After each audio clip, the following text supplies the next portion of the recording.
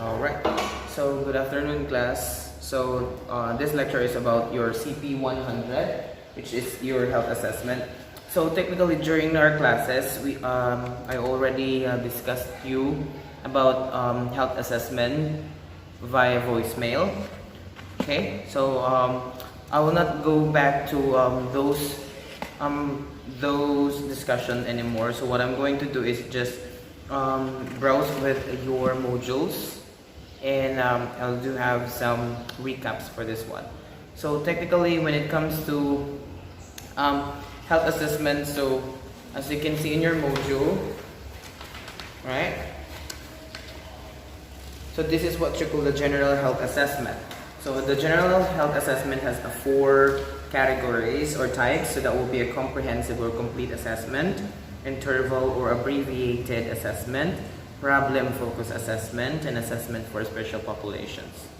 So as I mentioned in the past discussion, comprehensive and complete health assessment usually begins with obtaining thorough health history and physical exam. So if the patient would be first timer admitted in the hospital, so that's the time that we were going to have a thorough assessment, including the history, past history, family history, and there's a lot more history that pertains to the total well-being of our patient. Now when it comes to problem-focused assessment and assessing special populations, problem-focused assessment, this is as I mentioned on the previous discussion, and by the name itself, problem-focused assessment.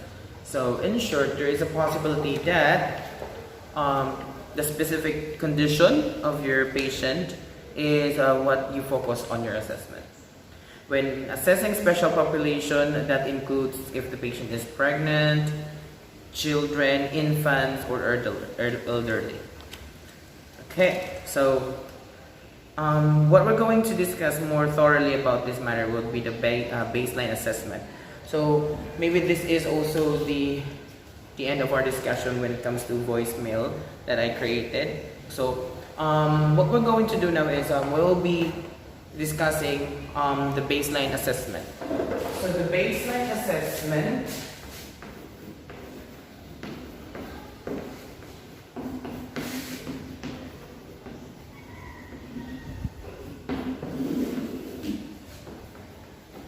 which includes of the following. 1, it is what we call the inspection.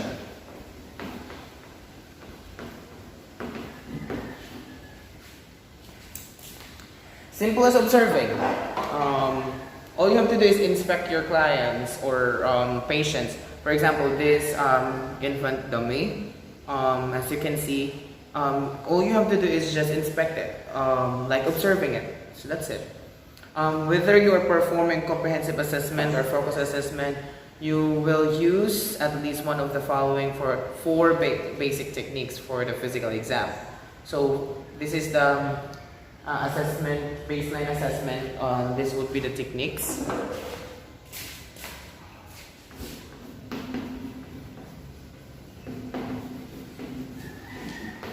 So that would be 4 of them.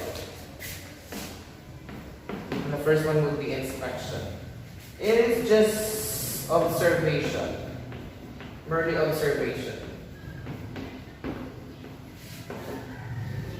Like all you have to do is just look with your look at your patient, and you will observe. That's it. That's how you inspect. Inspect it with your eyes.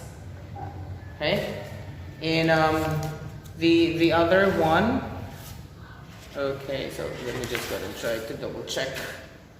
So, yeah, technically it is the more frequent use assessment technique. When you are using inspection, you are looking for the conditions you can observe with your eyes, ears, or nose. Technically, when you are looking for, when you are trying to check someone, you scan it like head to toe, something like that. So that's inspection. You inspect it. Okay. So using your 3 senses. Okay, remember this. When you are doing your inspection, all you have to do is use your eyes, ears, and nose. These following senses can be also used to other techniques. But when you are going to have inspection, all you have to do is just see it, your patient, and check if you can hear something. Like if you're able to hear cough or something, that will be great. Or smell. There are instances that your patient has a diabetic food. Even though that you don't know that there is a diabetic food, when you smell it, you can definitely identify that there is something rotten. Okay? So that is what inspection is all about. Now, the second technique would be auscultation.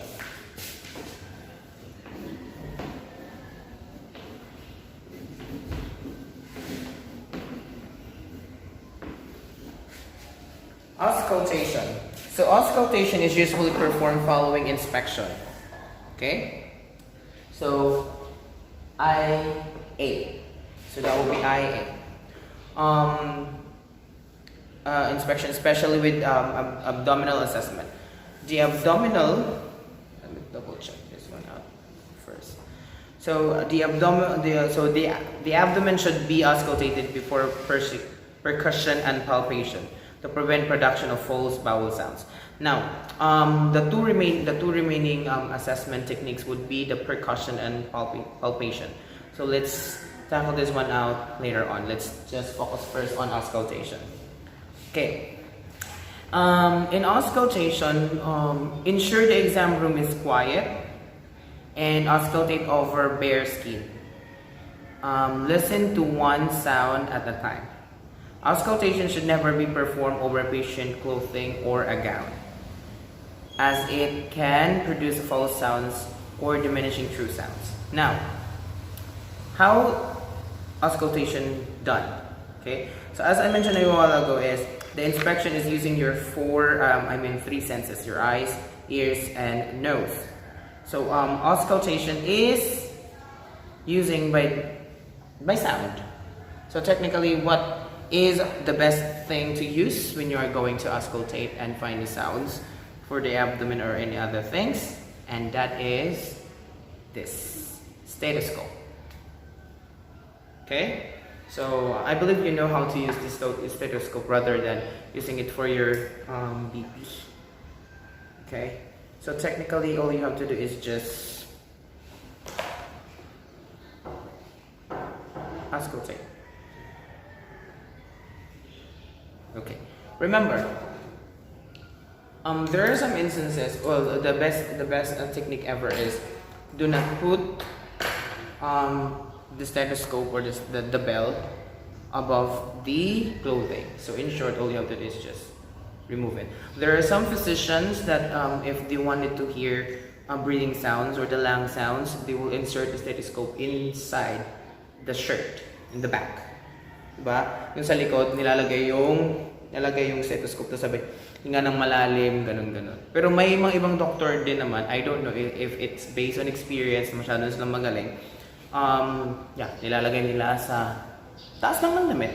That would be fine if they are very sure and very experienced physicians. So let's not question that one out. But as for us, pinakamabisang paraan is auscultate and do not put your stethoscope above or over the cloth or dresses or shirts, something like that. Okay, now let's proceed now to the third one.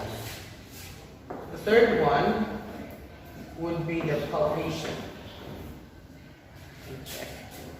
Tama bang third one? Yeah, palpation. Palpation. So this is by touch. What do you mean by touch? That will be deep. Touch. Okay. Palpation is not merely as touching. Touching. So technically that's not palpation.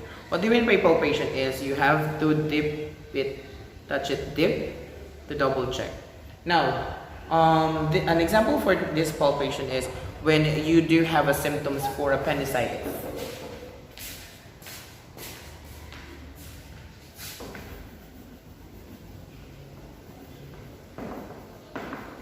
Appendicitis. Why?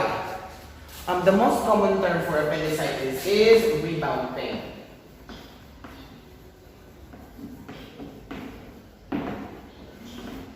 Okay, so usually when you are able to distinguish when the patient said, sakit yung tiyan ko, abdominal pain, ganyan. Tapos, sabihin mo kung may nakain bang masama or nagtatae ba.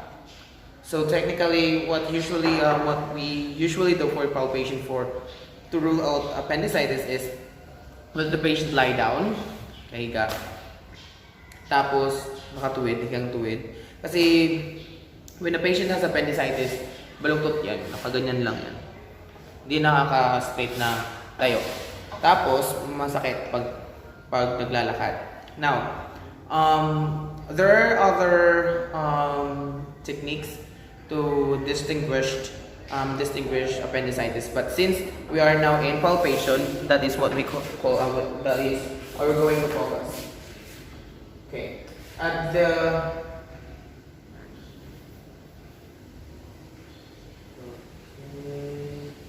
the right lower quadrant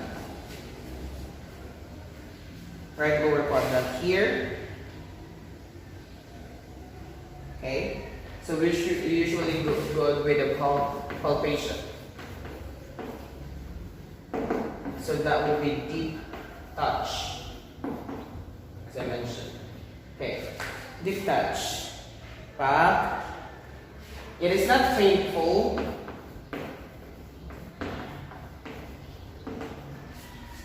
It is not painful upon pushing. This is appendicitis, okay? It is not painful upon pushing, but it is painful upon withdrawing. Di ba sakit pag pinrest, pero pag binitawan, masakit. And that is what you call rebound. Rebound pain. Okay, so that is a most appropriate example when you are using the palpation technique.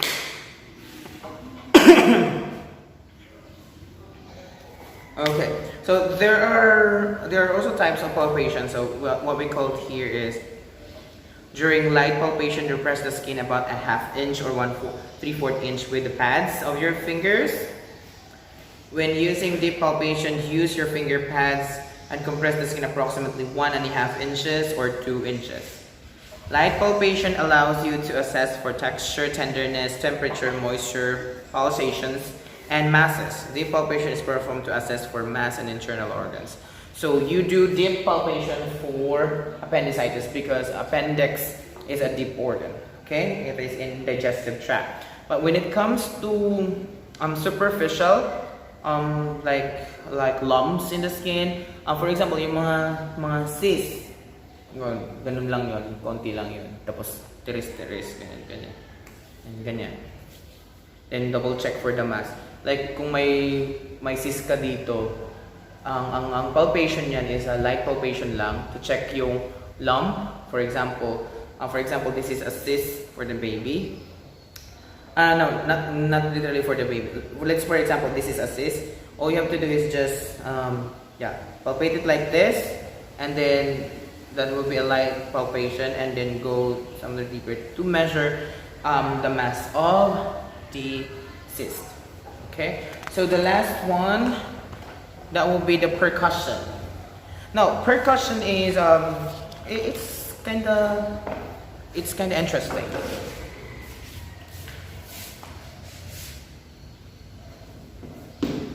The fourth one is percussion.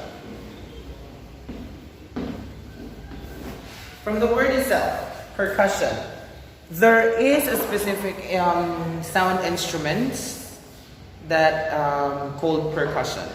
and that is by hitting it. So technically, to elicit tenderness or sound that you may provide clues to underlying problems. When the percussion directly over suspected areas of tenderness, monitor the patient for signs of discomfort. Percussion requires skill and practice. Why? Because technically, when you hit something, kung pag may pinalo ka, may tunog talaga yan. But when it comes to percussion, you should be skilled and needs a lot of practice because you will be determining the sounds based on how do you perform the percussion. Okay? So, there are sounds that you need to identify when you are using the percussion. It's like in music class. There is a timpani, resonance, hyperresonance, dullness, and flatness. Okay? So, usually, the percussion is done by... let me check. If the baby will be percussion in class, it doesn't mean that my dummy is my props is a baby. It means that this is only for the baby. No, I just have someone or a person to have it practice. Okay, so hindi talaga na pambata ang sinasabi kong gawin to. No, you cannot deep palpate a child. Okay, you may injured or ruptured the internal organs. So, ginamit ko lang yung dami ng baby para lang may props tayo. Yun lang, ha? Now, when it comes to percussion, all you have to do is just place your other hand and use your other hand for stick. Something like that. Okay? Let me check if you can hear this one out.